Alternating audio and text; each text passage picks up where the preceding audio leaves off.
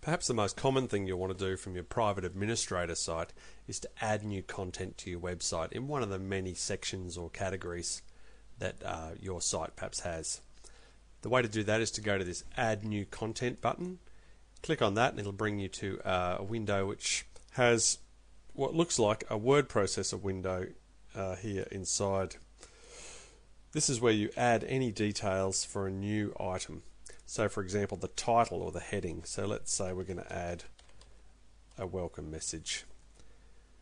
You can choose what section to put it into. I'll make that into the news section.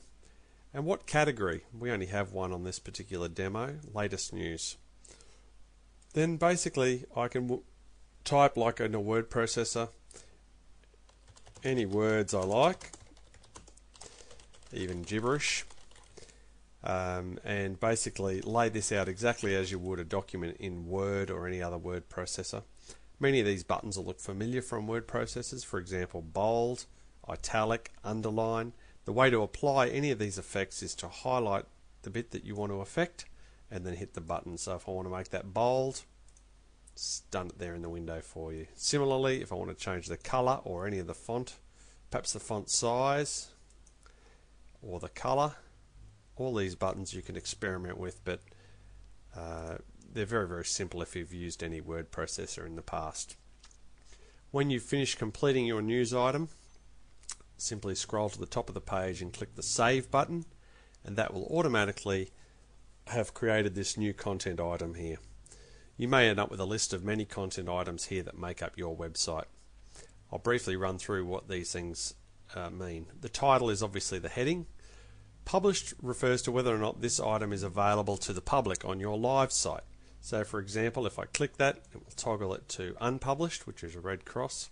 That means that yes, I've made that item, but nobody can actually see it. When I'm ready for people in the real world or on the internet to see that, I just simply publish it and it will be visible. The next one is whether the item appears on the front page of your website. So yes, it will appear in the news section, but would I also like it to appear on the front page? I'm going to choose yes, just to demonstrate what that does. That item will now appear in two places on my site. Ordering is so that when we get many items, you can decide which order they appear in on the live site, and we'll go through that perhaps at a later date. And some of these other variables basically tell you where that information or that content item has been stored. So this one has been stored in the news section under the latest news category.